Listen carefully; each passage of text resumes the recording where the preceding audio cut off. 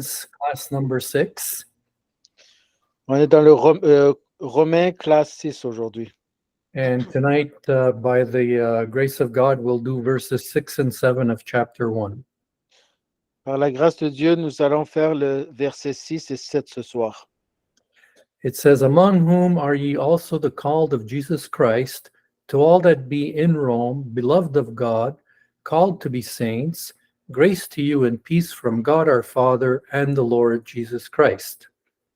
Romains 1,6. Parmi lesquels vous êtes aussi les appelés de Jésus-Christ, à tous ceux qui sont à Rome, bien-aimés de Dieu, appelés à être saints, grâce et paix à vous de la part de Dieu, notre Père et du Seigneur Jésus-Christ. All right, so right away we see in these two verses three positional truths. Déjà dans ces deux versets, Romains 1, 6 et 7, nous trouvons trois vérités positionnelles. A positional truth refers to the truth that correspond to being in Christ. Une vérité positionnelle fait référence aux vérités qui correspondent au fait d'être en Christ. So that means that when we are saved, we are baptized by the Holy Spirit into Christ. Quand nous recevons le salut, nous sommes baptisés en Christ. And there is a union between the new believer and Christ himself. Et nous nous retrouvons alors en union entre nous et Jésus-Christ et Dieu le Père. At salvation, God does many things for the believer that the believer will later learn what God has done for them. Au moment du salut, Dieu va accomplir beaucoup de faits pour le croyant qui a reçu le salut, que plus tard, le croyant va comprendre par la suite. And these are things that God does for the believer. In other words, the believer does not participate in making them happen.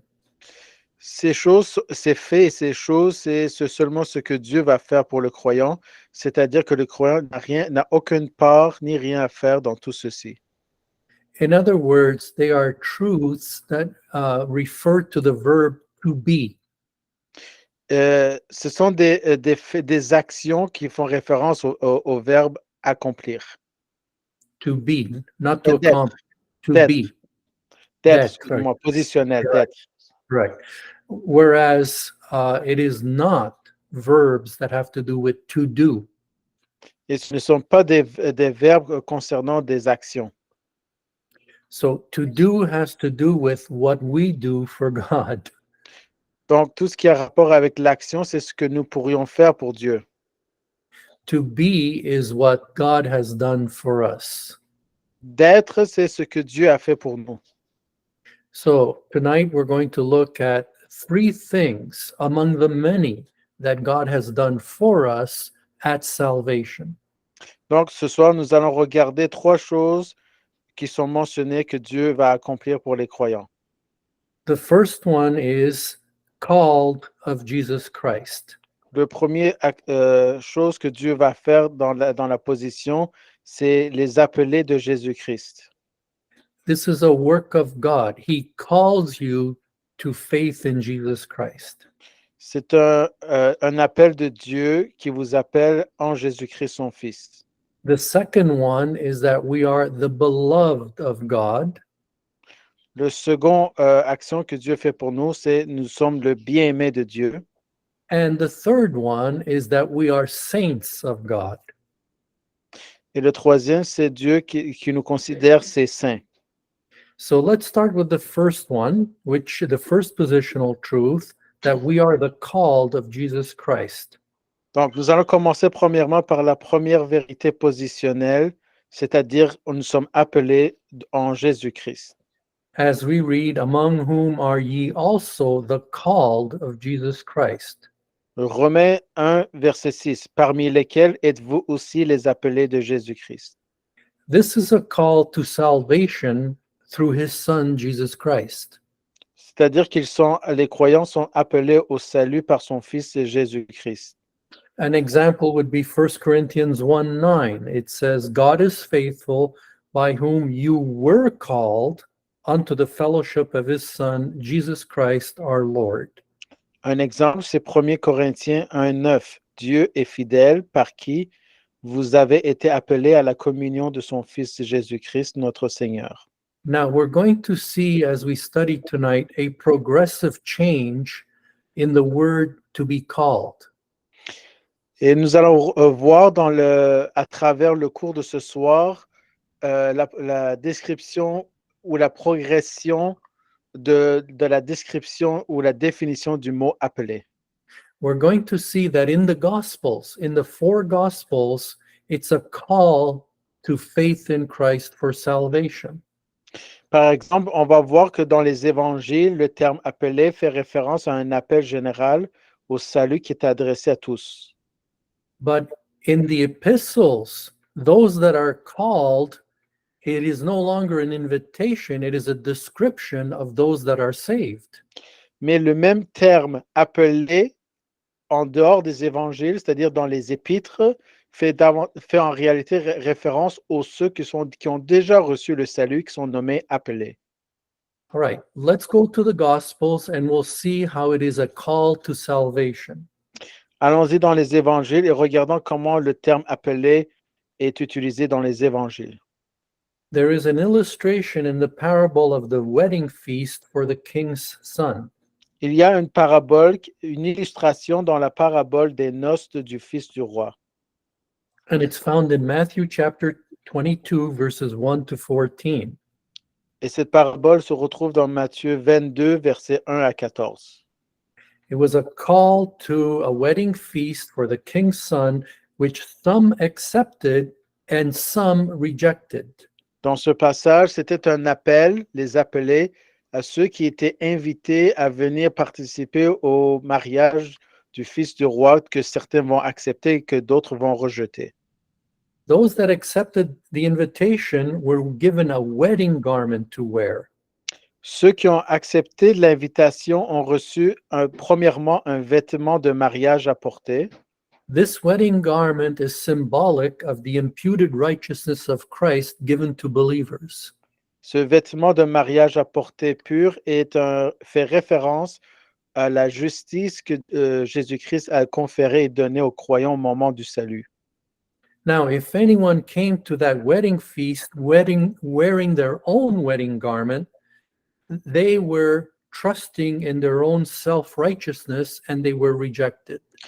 Mais à cette mariage ou fête de mariage, toute autre personne qui portait son propre vêtement de mariage représentait l'autosatisfaction et ont été rejetés. You'll notice that in weddings on earth, different clothing is worn by the guests.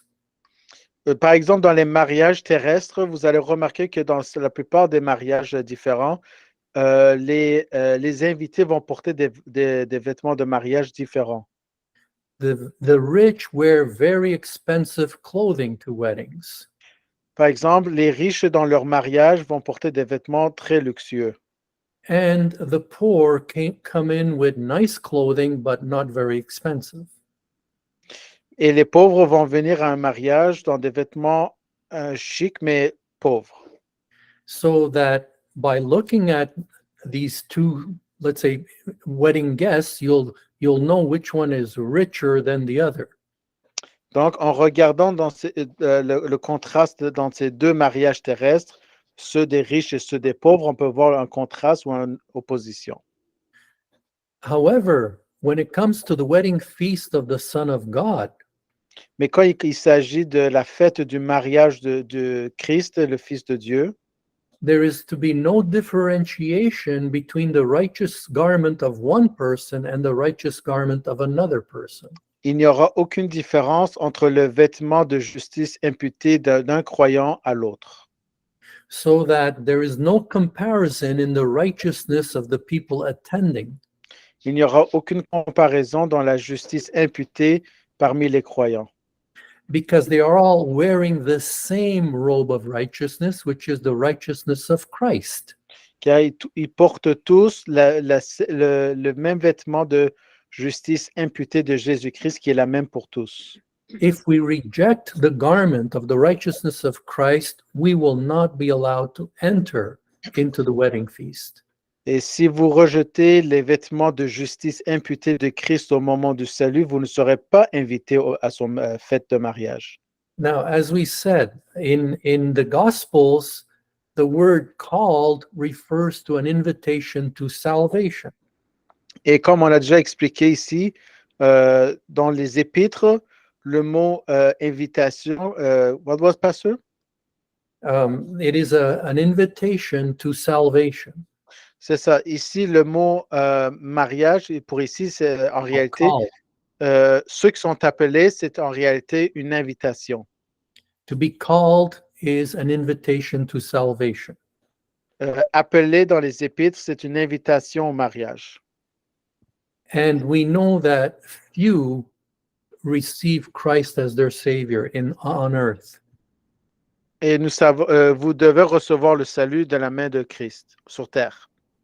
Few people accept the invitation to receive Christ as their Lord and Savior. Et très peu de personnes acceptent cette invitation sur la terre. That's why at the end of the parable, it says, many are called, but few are chosen. Et c'est pourquoi qu'à la fin de la parabole, dans Matthieu 22, il mentionne que l'invitation est envoyée à tous. Tous sont appelés, mais peu l'acceptent. That means that while many are called to salvation, only those who respond positively to the call are referred to as chosen. Donc, cela voudrait dire que beaucoup qui sont appelés, ceux qui ont répondu positivement à l'appel sont appelés choisis. Now, in the epistles, Paul expands on the term chosen. Ici, dans les épîtres, l'apôtre Paul va développer le terme choisi. Chosen refers to the election of God. Ici, dans les épîtres, le mot choisi fait référence à l'élection de Dieu. And in the epistles, Paul goes deeply into the doctrine of election and predestination. Et c'est dans les épîtres que justement l'apôtre Paul va approfondir davantage la doctrine de l'élection et de la prédestination. To the point where the choosing of individuals for salvation is declared to have occurred in eternity past by God's sovereign choice. Au point même où le choix des individus maintenant pour le salut est déclaré avoir eu lieu dans l'éternité passée comme choix souverain de Dieu. For instance, we read in Ephesians chapter 1, verse 4, Par exemple, nous lisons dans Éphésiens 1:4, according as he has chosen us in him. Notice the word in him following the word chosen. That's very important. selon qu'il nous a élus en lui. Regardez qu'il est le mot choisi et en lui dans le même verset. So let's go back to that. It says, according as he has chosen us in him, when before the foundation of the world, that we should be holy and without blame before him. And there it should be a period. Donc, Éphésiens 1:4, selon qu'il nous a élus en lui avant la fondation du monde, afin que nous soyons saints et irrépréhensibles devant lui en amour, virgule. Now, the word holy and without blame before him is what God does for us. We will try, we will by faith live holy and blameless lives, but this expression that we should be holy and without blame before him is what God does for us in saving us and making us holy and without blame positionally.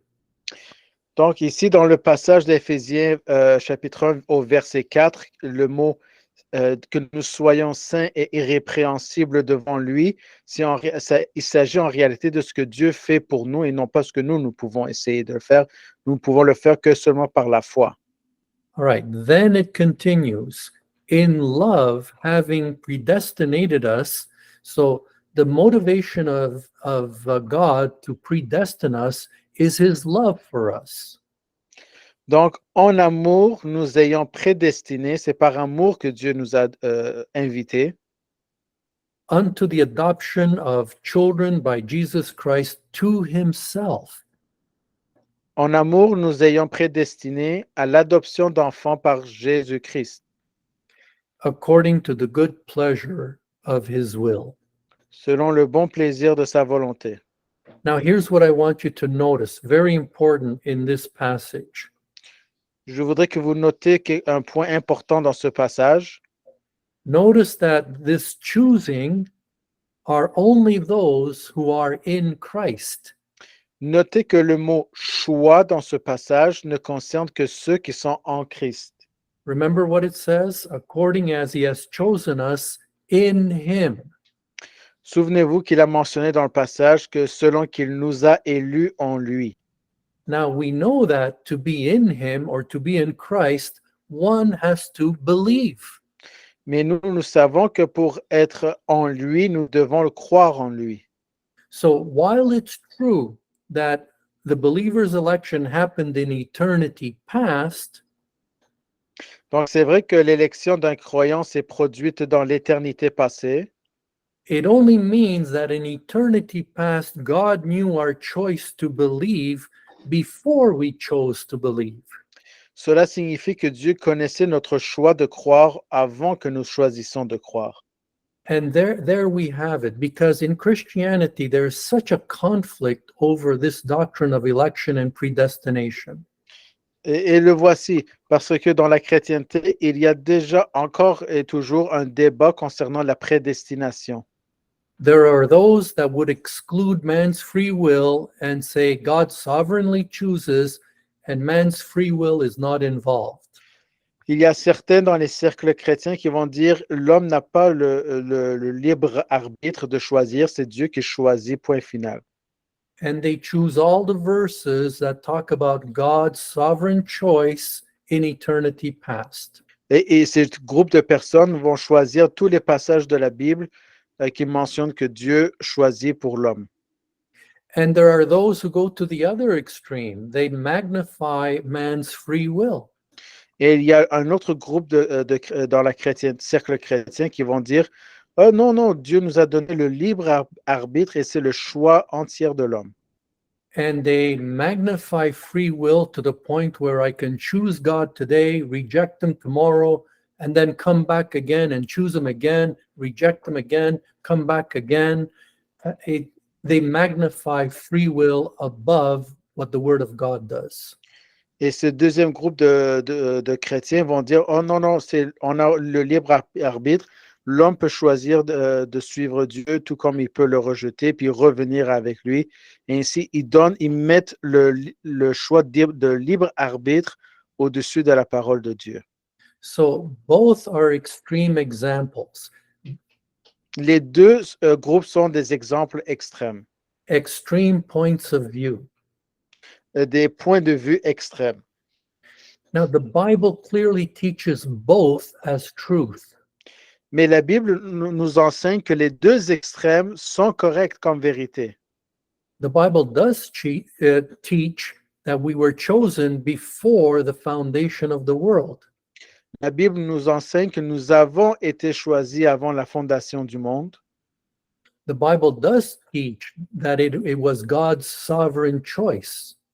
Et la Bible nous explique et nous enseigne que c'était le choix souverain de Dieu. The Bible does teach predestination. La Bible nous enseigne la prédestination. But the Bible also teaches that we are responsible to believe.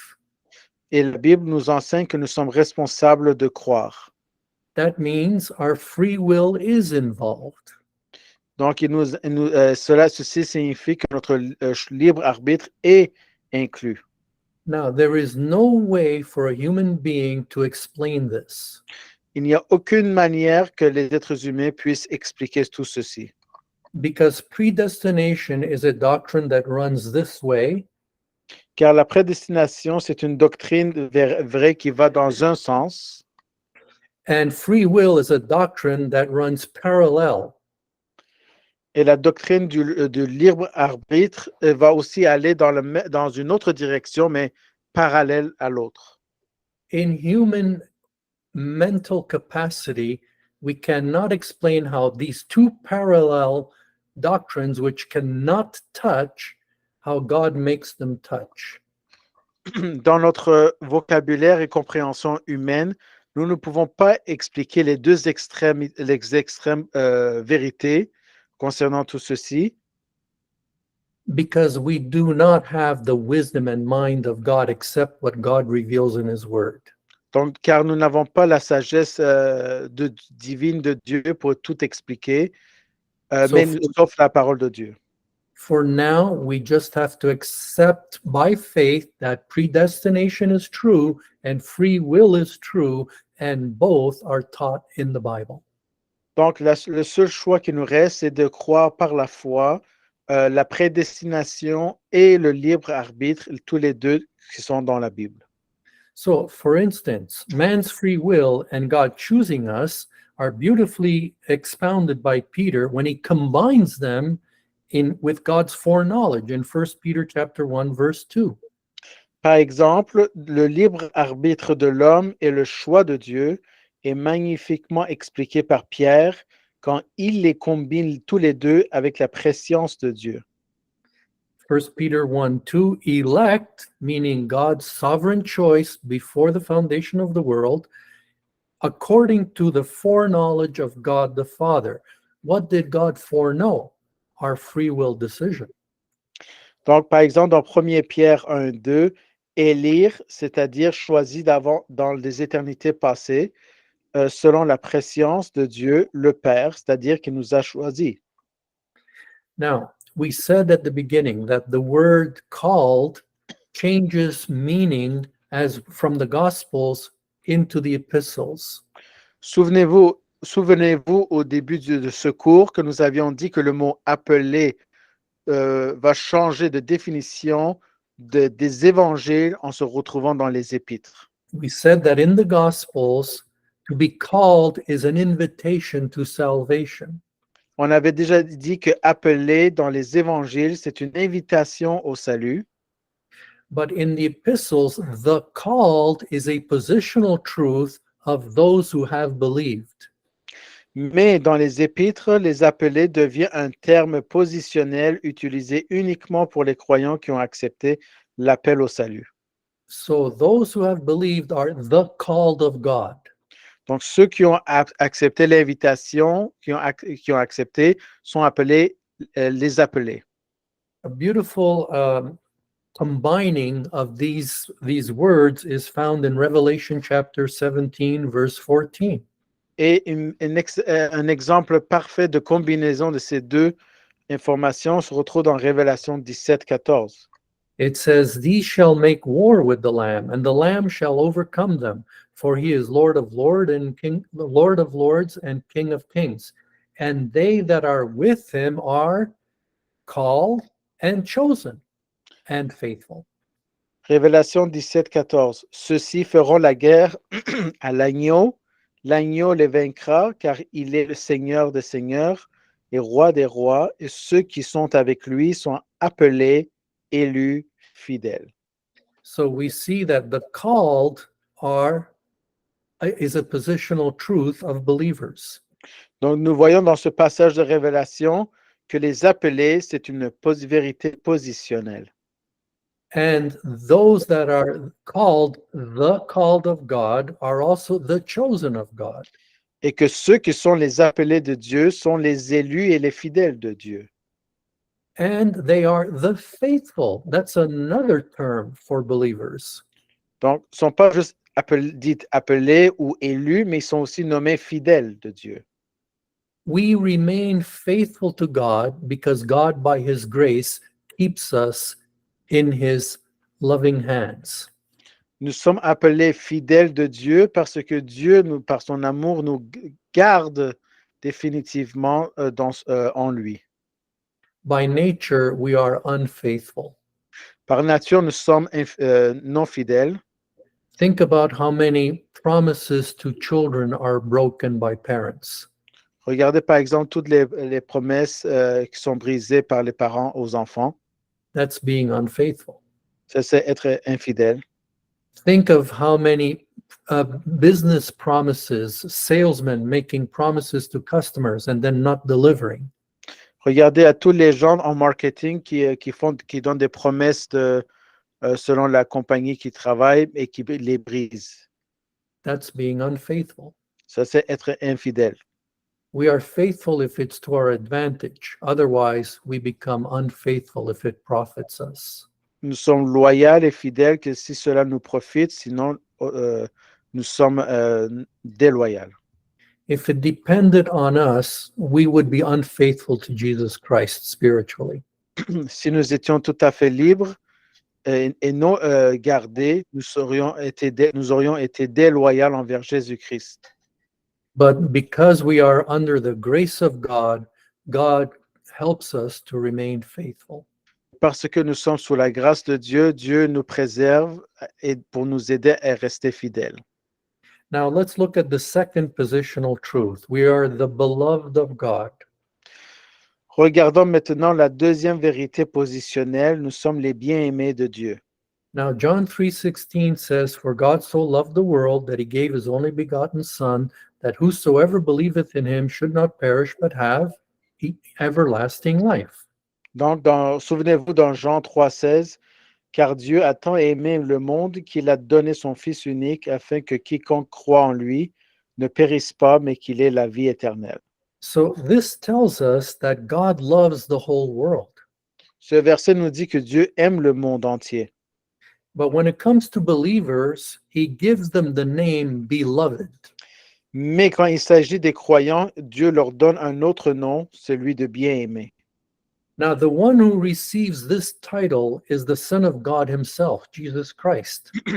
Celui qui reçoit ce titre, c'est le Fils de Dieu lui-même, Jésus-Christ. In other words, God the Father is the one who calls him his beloved. C'est-à-dire, c'est Dieu le Père lui-même qui est celui qui l'appelle son bien-aimé. Let me show you a couple of verses in Matthew chapter 3, verse 17. Laissez-moi vous montrer quelques exemples, par exemple dans Matthieu 3,17. And lo, a voice from heaven saying, "This is my beloved Son, in whom I am well pleased." Et voici une voix du ciel disant, celui-ci est mon Fils bien-aimé, en lui j'ai mis toute ma complaisance.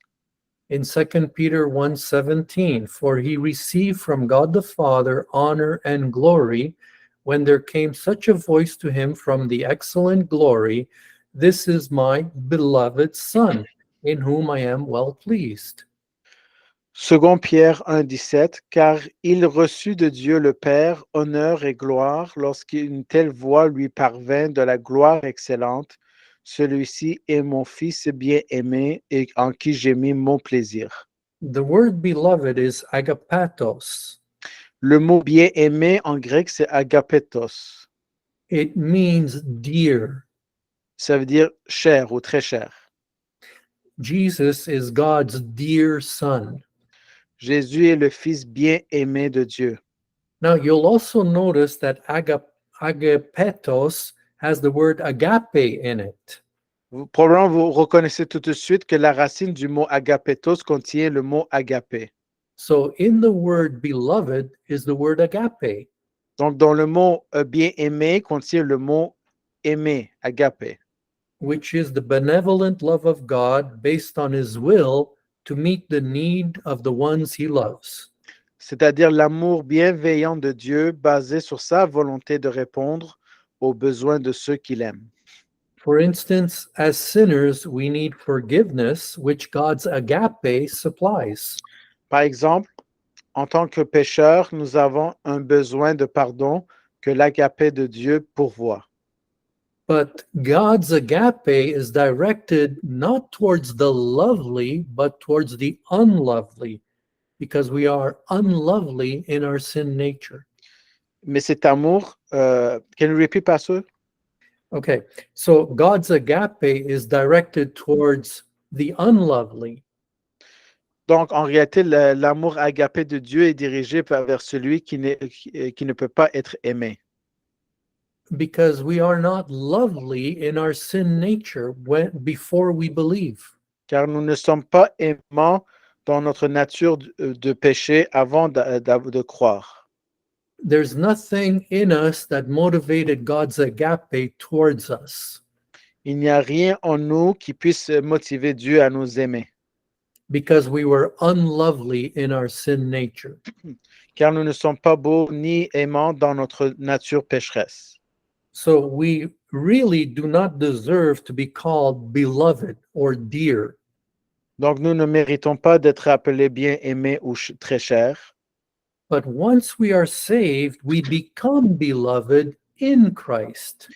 Mais une fois que nous sommes sauvés, nous devenons aimés ou bien-aimés en Christ. In other words, we become dear to God in his Son, Jesus Christ. En d'autres termes, nous devenons des bien-aimés ou des gens qui sont chers à Dieu dans son Fils. This truth is explained in Ephesians chapter 1, verse 6. Cette vérité est expliquée dans Éphésiens 1:6. To the praise of the glory of his grace, wherein he has made us accepted in the beloved. Éphésiens 1:6. À la louange de la gloire de sa grâce, par laquelle il nous a agréés dans le bien-aimé. Who is the beloved of God? Qui est le bien-aimé de Dieu? Who is dear to God? Qui est très cher à Dieu? His Son, Jesus Christ. Son Fils Jésus-Christ. When we get saved, we are placed in the beloved. Quand nous sommes placés en Jésus-Christ, nous sommes placés dans son bien-aimé. And now we get the name, the beloved. Et maintenant, nous aussi, nous recevons le mot bien-aimé. Isn't that beautiful? N'est-ce pas merveilleux? The Apostle John says that God not only forgave us, L'apôtre Jean nous explique que Dieu ne nous a pas seulement pardonné, but his agape went so far as to make us his sons and daughters. mais son agapé est allé jusqu'à faire de nous ses fils et ses filles. And now we are his agapetos, his beloved, his dear ones. Pour que maintenant, tous ensemble, nous soyons ses agapetos, ses bien-aimés, ses êtres chers. Now, this type of love, to love the unlovely and then to make them accepted in the beloved, is foreign to the world. Ce type d'amour qui était de aimer celui qui n'était pas, que c'est impossible d'aimer, et une fois sauvé, puisse être considéré comme des bien-aimés, est un amour qui était étranger à ce monde. John explains it in 1 John 3:1. Behold, what manner of love the Father has bestowed upon us, that we should be called the sons of God. Dans 1 Jean 3:1, voici quel amour le Père nous a témoigné pour que nous soyons appelés fils de Dieu. It's an alien form of love. The world knew nothing about agape. C'est un amour extraterrestre, c'est un amour qui n'était pas connu de ce monde. Agape is the love of the Father, Agapé, c'est l'amour de Dieu le Père. and he bestows it on the unlovely, Et il l'ajoute sur ceux qui est impossible d'être aimés. and then he saves them. Il les sauve, He places them in his Son, il les place en son Fils, who is the beloved of God. qui est le bien-aimé de Dieu. We become his children and we become his dear ones. We become the beloved of God. Nous devenons ses enfants et nous sommes en lui, en Jésus-Christ, devenus maintenant les êtres chers de Dieu. Now let's look at the third positional truth, and it is that believers are saints. Regardons la troisième vérité positionnelle, c'est que les croyants sont aussi des saints. Now I know that many translations say called to be saints. Je sais que la plupart des traductions vont mentionner que le mot appelé, c'est être des saints. However, the original Greek does not say to be. It is called saints. We are called saints. Mais dans la Bible du roi James ou du roi Jean, il ajoute les mots être dans le verset, mais dans le grec originel, il mentionne que c'est appelé saint. It's important for us to understand that we are saints before we are asked to live like saints. Il faut que ce soit important pour que vous le sachiez. Nous sommes appelés saints avant même que nous soyons en train de vivre sainement. Positionally, we are saints. Experientially, we should live like saints. Nous sommes des saints positionnellement avant qu'on nous demande de vivre comme des saints. The word saints is hagios. Le mot saint en grec, c'est hagios, It means holy, set apart, or sanctified. c'est-à-dire saint, mis à part, sanctifié. So that's why saints or sanctification is a positional truth. C'est pourquoi le mot saint ou sanctification, c'est une vérité positionnelle. From which experientially now we are to progressively grow in sanctification. In other words, grow in saintly living, grow in sanctification. Et maintenant, expérientiellement, par l'expérience, c'est une sanctification progressive dans laquelle progressivement nous devenons saints par la vie. So, in other words, the minute we are saved at salvation, God sets us apart for himself for a holy purpose. Au moment même du salut, Dieu nous met à part pour lui-même pour un saint usage. Here's an illustration that I often use to help understand this doctrine. Voici une illustration que j'utilise souvent pour expliquer cette doctrine. A woman goes shopping for a set of china, a set of dishes that are special. Celui d'une femme qui va faire ses courses pour acheter un service de porcelaine.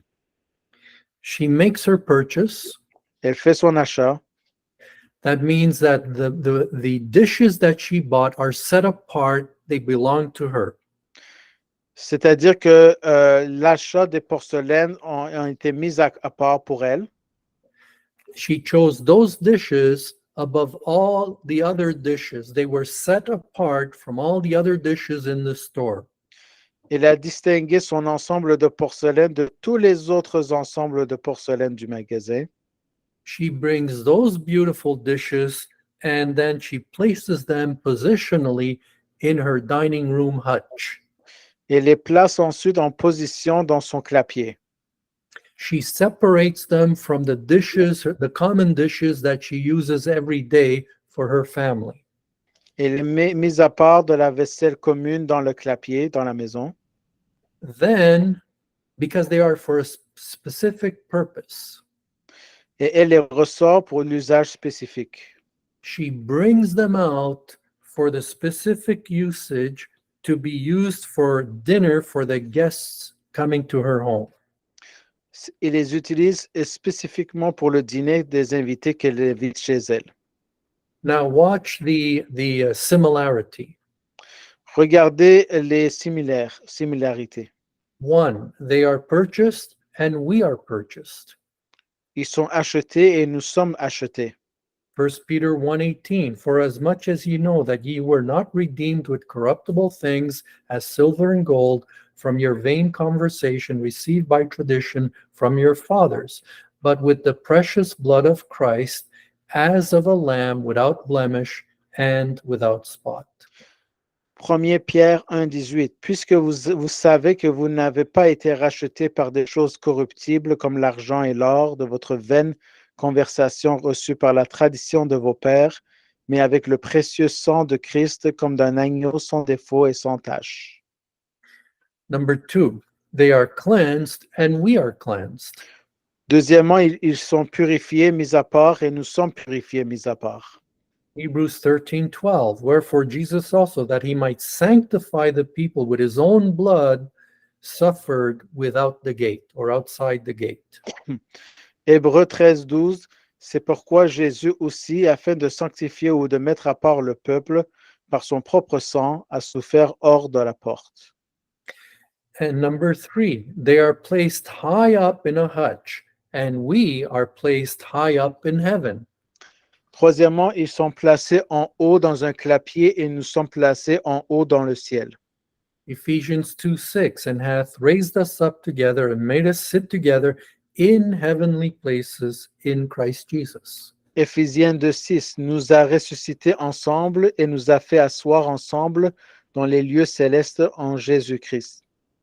Number four, they are used for guests and we are used for a testimony of clean vessels unto this world.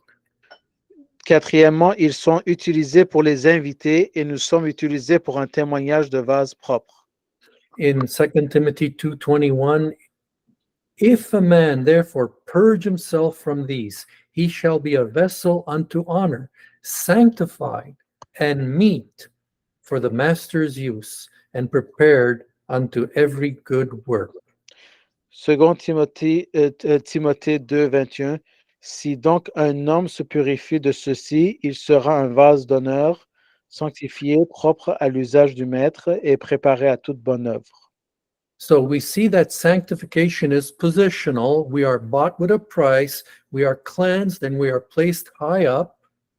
Donc, nous savons maintenant que la sanctification, c'est que nous sommes positionnellement saints, placés dans les lieux célestes. But sanctification is also experiential, as we just read in 2 Timothy 2:21. De la même manière que nous avons lu dans 2 Timothée 2:21, sanctification, c'est aussi expérience. In other words, we must cleanse our lives from the filth of this world if we want God to use us. Donc, nous devons nous débarrasser par notre expérience dans ce monde des choses mauvaises afin que Dieu puisse se servir de nous. So now we have a new name. Maintenant, nous avons un nouveau nom. We were called sinners before salvation. Nous étions appelés pécheurs avant le salut. Now we are called saints. Maintenant, nous sommes appelés saints. Now, I like the way Paul concludes chapter 1, verse 7. J'aime comment Paul va conclure le verset 7 avec He says, "Grace to you and peace from God our Father and the Lord Jesus Christ." grâce et paix à vous de la part de Dieu, notre Père et du Seigneur Jésus-Christ. Whenever you see the expression God the Father and the Lord Jesus Christ together, it expresses the equality of the Father and the Son.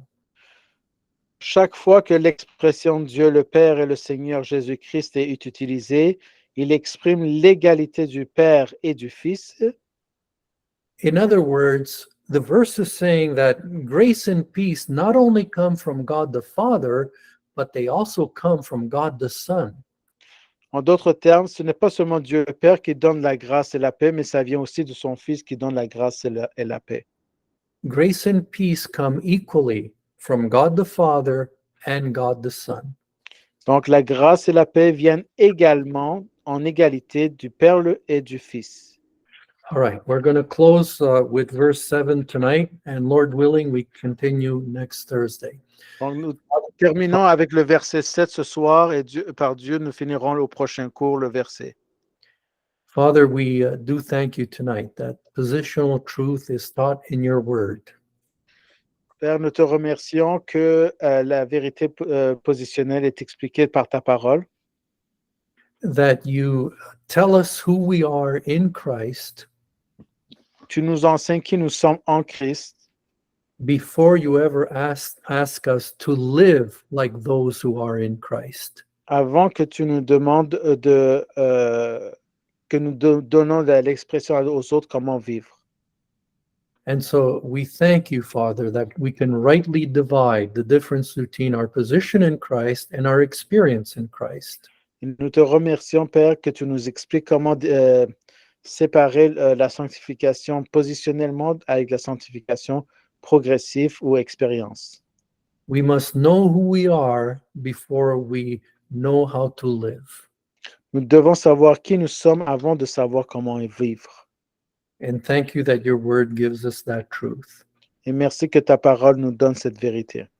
In Jesus' name, Dans le nom de Jésus. amen. Amen. Amen. All right, praise God. So let's open it up